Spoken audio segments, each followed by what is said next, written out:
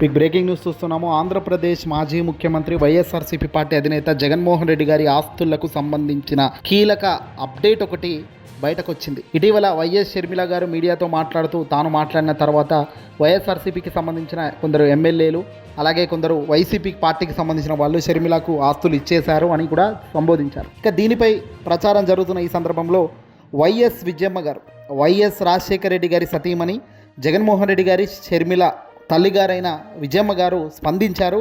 Clarification అంటూ ఆమె ఒక లేఖను విడుదల చేశారు.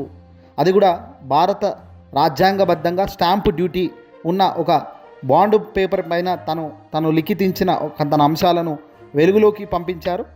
క్లారిఫికేషన్ అంటూ హెడ్డింగ్ పెట్టారు. ఇక్కడ విజయమ్మ గారు ఏం చెప్పుకొస్తున్నారో ఒకసారి చూద్దాం. 2009లో వైఎస్ రాజశేఖర రెడ్డి గారి మరణం వరకున్న ఆస్తులన్నీ కుటుంబ ఆస్తులే, కంబైన్డ్ ఫ్యామిలీ అసెట్స్. ఆస్తుల పంపకం ఎప్పుడూ జరగలేదు. అన్ని ఆస్తులను నలుగురు మునుమళ్లకు అంటే మనమరాళ్ళు అలాగే మనవడికి అందరికీ, షర్మిలమ్మ పిల్లలకు జగన్ పిల్లలకి ఇద్దరికి సమానంగా పంచాలనేదే వైఎస్ఆర్ ఉద్దేశం.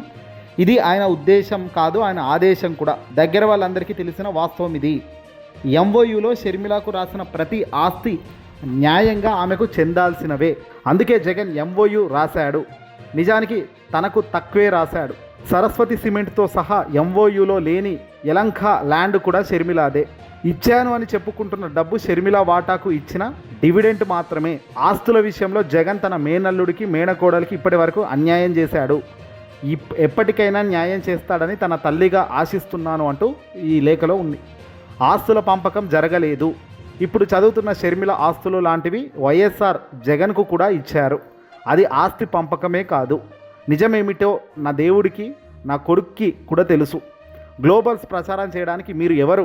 మీరు ఎంత కాదన్నా దేవుడి న్యాయమే న్యాయం. అసత్యాల ప్రచారం మానుకోవాలని ఒక వైఎస్ఆర్ భార్యగా చేతులు జోడించి అడుగుతున్నాను. మళ్ళీ మీడియాలో ప్రస్తావించవద్దు అని వేడుకుంటున్నాను. దేవుని సాక్షిగా నేను రాసినవన్నీ వాస్తవాలు మాత్రమే. ఇట్లు వైఎస్ విజయమ్మ, వైఎస్ రాజశేఖర రెడ్డి గారి సతీమణి అంటూ పైన స్టాంప్ కూడా వేయడం లాంటివి మనం చూస్తున్నాం. అడ్వకేట్ నోటరీ అనే స్టాంప్. అంటే ఇక్కడ క్లియర్గా తెలుస్తుంది ఏంటంటే ఆస్తుల విషయంలో జరుగుతున్న చర్చల పట్ల చాలా అసంతృప్తితో రగిలిపోతున్నది వైఎస్ఆర్ కుటుంబం. దీనికి వాస్తవం ఏందో అవాస్తవం ఏందో ఇప్పటికైనా సరే ఆంధ్రప్రదేశ్ మాజీ ముఖ్యమంత్రి జగన్మోహన్ రెడ్డి గారు నిజంగా ఈ ఆస్తుల విషయానికి ఫుల్ స్టాప్ పెట్టాలి ఎవరో ఒకరు. ఎందుకంటే తాడో పేడో అంటూ ముందుకు పోతే నష్టం పార్టీకి వస్తుంది. కుటుంబ కలహాలు, కుటుంబ గొడవలు కాస్త పార్టీ మీదకు పడుతుంది. కోట్ల మంది ఆరాధించే, కోట్ల మంది అభిమానించే నాయకుడి పైన ఆ ప్రభావం పడుతున్నప్పుడు నిజంగా ఆ వ్యక్తి ఇమీడియట్లీ దాన్ని సాల్వ్ చేసుకోవాలి.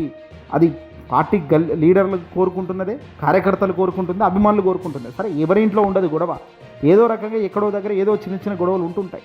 కానీ దాన్ని సెట్ చేసుకోవాలి తప్ప ఈగో అహంకారానికి పోయి కోర్టులలో కేసులు పెట్టుకుంటూ కోర్టులలో ఫైట్ చేసుకుంటూ పోవడం కన్నా కూర్చొని సెటిల్మెంట్ చేసుకుంటే చాలా త్వరగా సాల్వ్ అవుతుంది కదా అనేది ఇక్కడ ముఖ్యమైన అంశం. చాలామంది మాట్లాడుతున్నారు.